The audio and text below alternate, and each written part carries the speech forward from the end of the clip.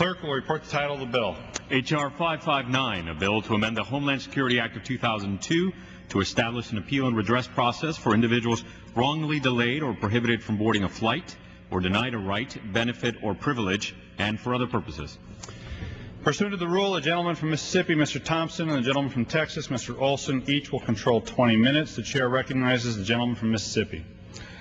Thank you, Mr. Speaker. Mr. Speaker, I ask unanimous consent that all members may have 5 legislative days in which to revise and extend their remarks and insert extraneous material on the bill under consideration. Without objection.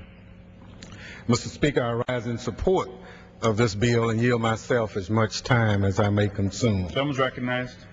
Mr. Speaker, H.R. 559, the Fair, Accurate, Secure, and Timely Redress Act, or FAST Redress Act, was first introduced by Representative Clark in the last Congress.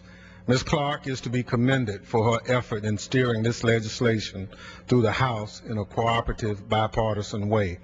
H.R. 559 was marked up and approved on a bipartisan basis by the committee's Transportation, Security, and Infrastructure Protection Subcommittee in the last Congress. Last June, the bill was unanimously passed by the House, but unfortunately was not signed into law.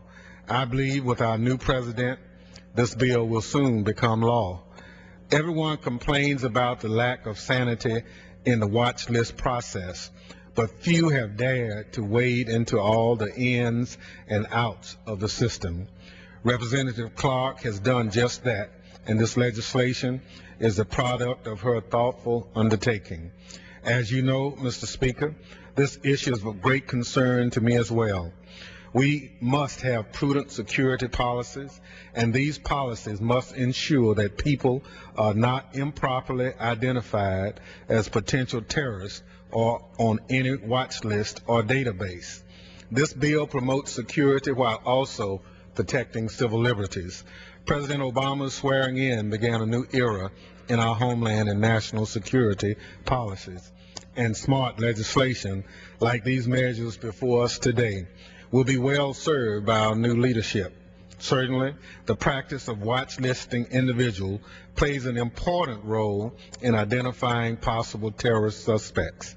It is important to keep in mind that the watch list is only as good as the information on it.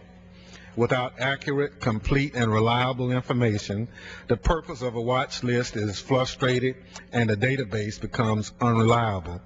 Fixing the watch list and reducing misidentifications is a particularly different challenge. To meet this challenge, all the intelligence and law enforcement components that populate the list need to come together and agree to clean it up.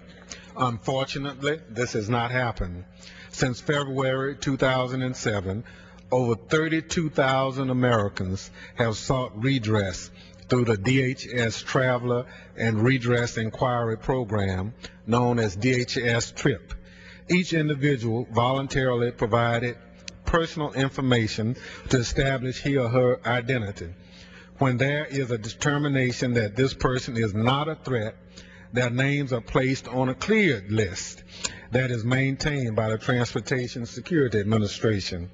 This cleared list is populated with names of individuals who have the same or similar names as someone on the no-fly or selectee list, but have proven that they are not the person on the list.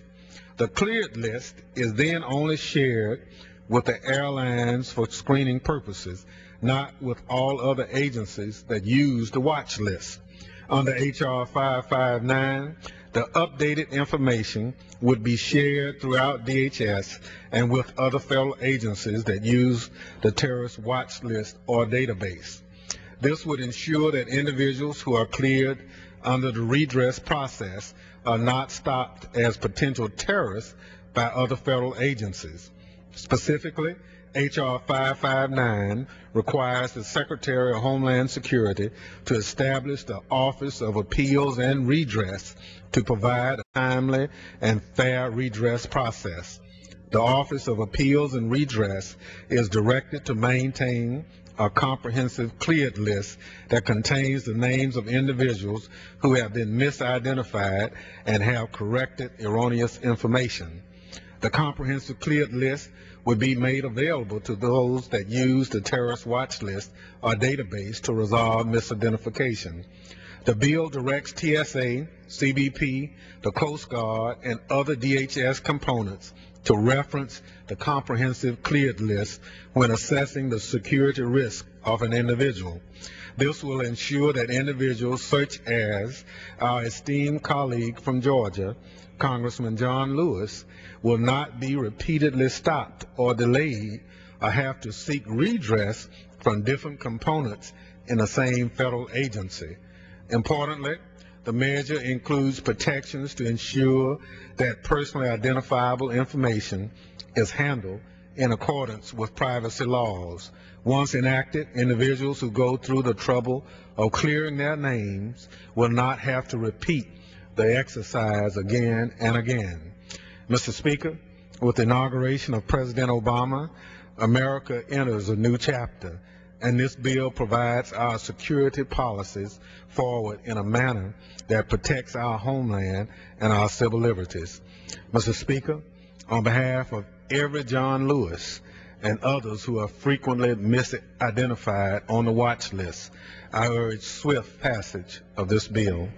Mr. Speaker, I reserve the balance of my time. Gentleman reserves the balance of his time. The gentleman from Texas.